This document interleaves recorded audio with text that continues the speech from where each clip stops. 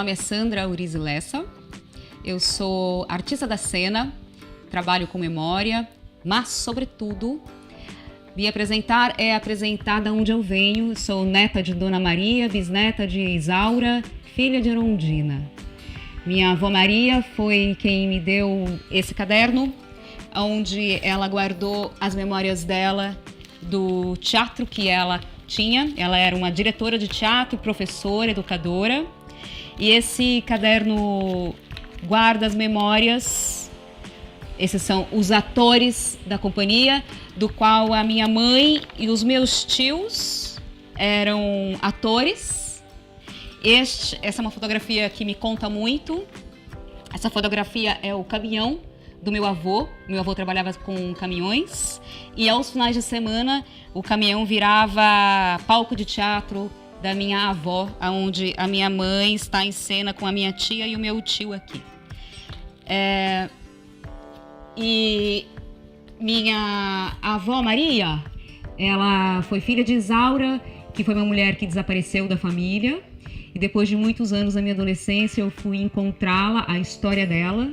Encontrar a história da minha bisavó foi encontrá-la a partir da memória dela, como uma cantora de circo, que cantava num circo do Vale do Paraíba. Enquanto a filha dela, do qual ela não conheceu, caminhava com o teatro, a minha bisavó, a mãe de Maria, caminhava com o circo.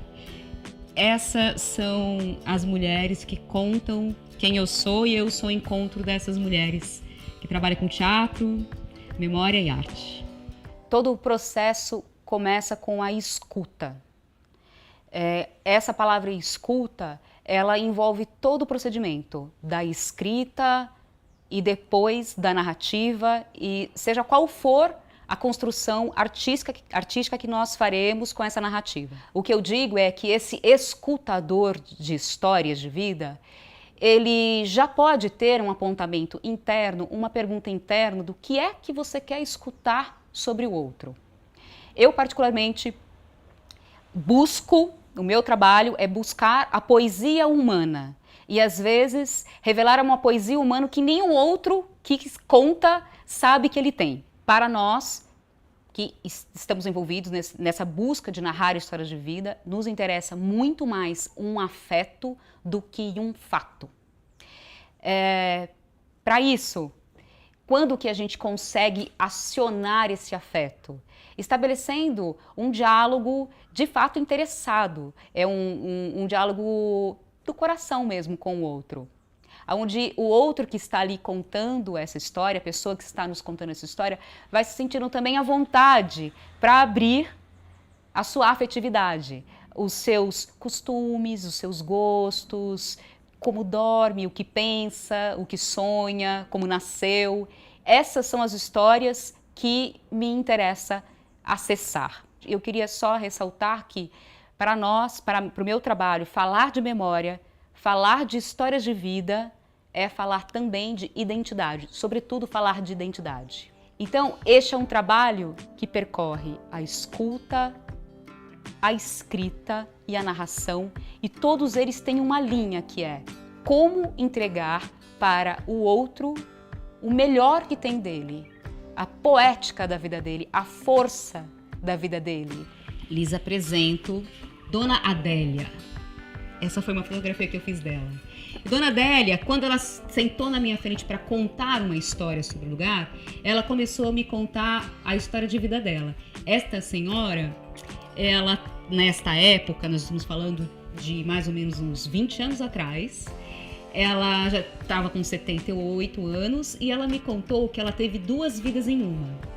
E ao contar a história dela, ela conta que ela ganhou um concurso no colégio onde ela estudava, com seus 16 anos de idade, e esse concurso deu a ela um tecido vermelho de bolinhas brancas. Ela mandou fazer um vestido chamado Vestido Três Marias, e por coincidência, quando o vestido fica pronto, diz ela que a costureira amiga da mãe dela era ótima, o vestido ficou lindo, ia ter um baile na região ali de São Luís Paraitinga, e a Dona Adélia achou que era a oportunidade dela mostrar o vestido para as pessoas. Mas ela tinha um pai bravo que não deixou ela ir, a história é longa, muita coisa acontece.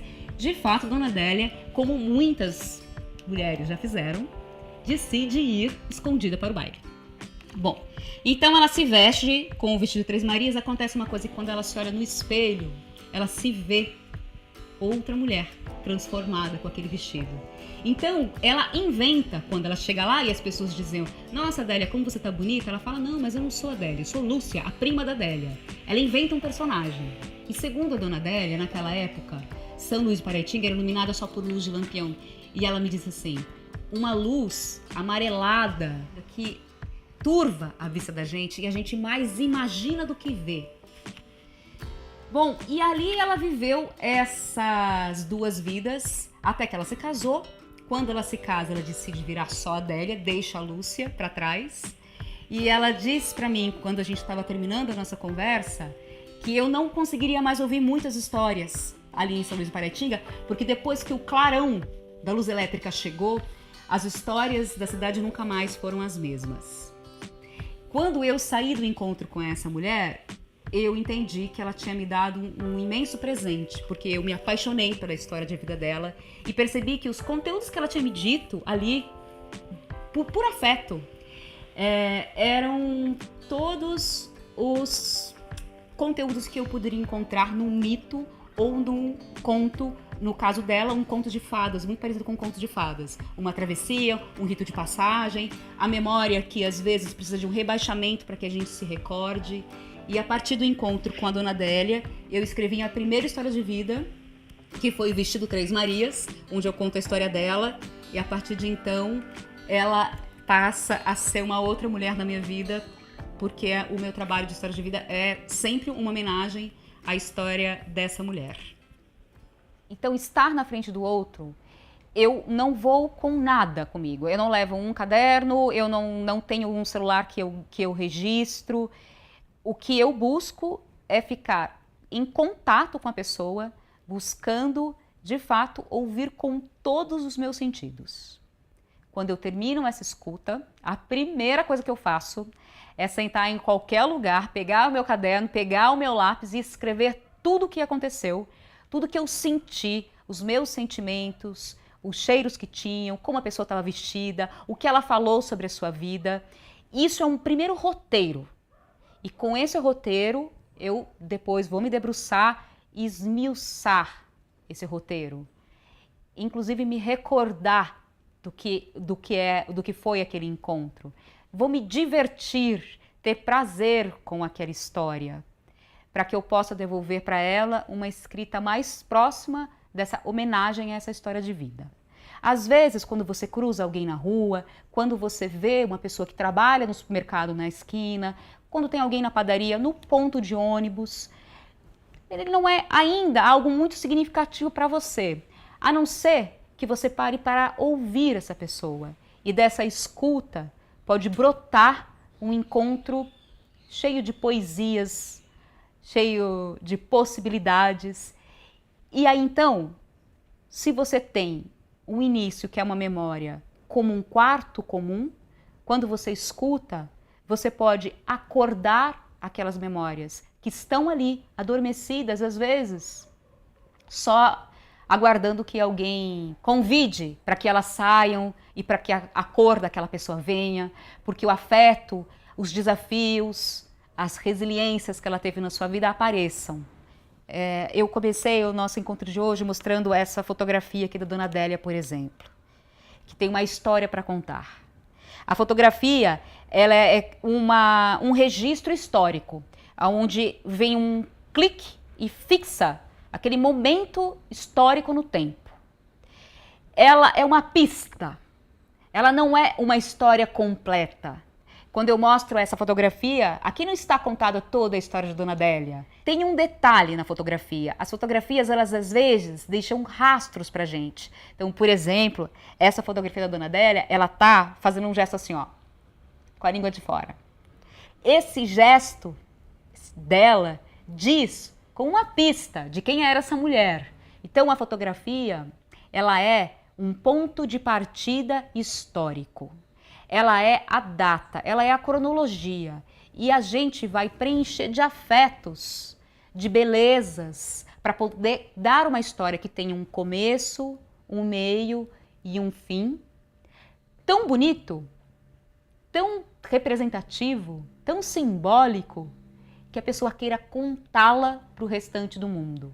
Tem uma pergunta do grande escritor Roland Barthes, que escreveu do seu último livro, Câmara Clara.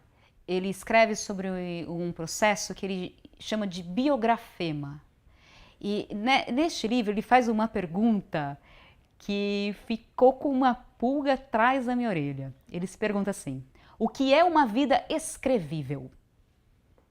E a partir disso, ele desenvolve o que ele vai nomear de biografema. Biografema é como se você fosse tirar uma foto da vida de alguém, só que pela escrita.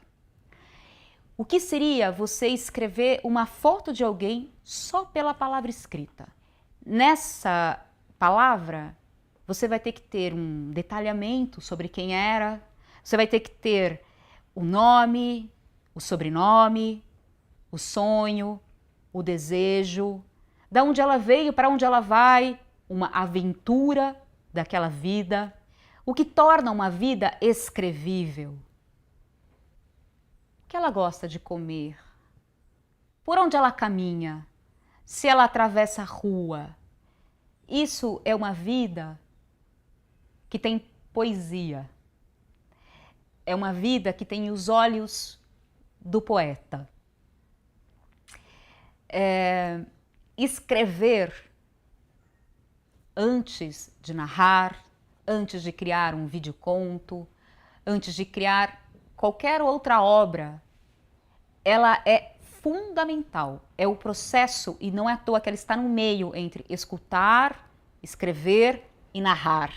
Porque ali no processo da escrita, depois de uma boa escuta, que a gente vai decupar, o que a gente vai fazer? A gente vai encontrar o caminho daquela história. A gente vai descobrir, escrevendo, quais são os afetos que estão naquela história. Então, aqui pensando como as memórias literárias podem chegar nas nossas escolas, como elas podem criar campo dentro das escolas com crianças e adolescentes. Sobretudo, escolher um mote, o que vai disparar o encontro dessas crianças e desses adolescentes com a memória. Uma fotografia, um objeto afetivo, uma avó. E a partir deste mote, aprofundar, jogar e se divertir. Quanto mais divertido for, mais prazeroso for, mais afetivo será o resultado final dessa escrita, desse teatro, desse videoconto que a criança e o adolescente terá contato.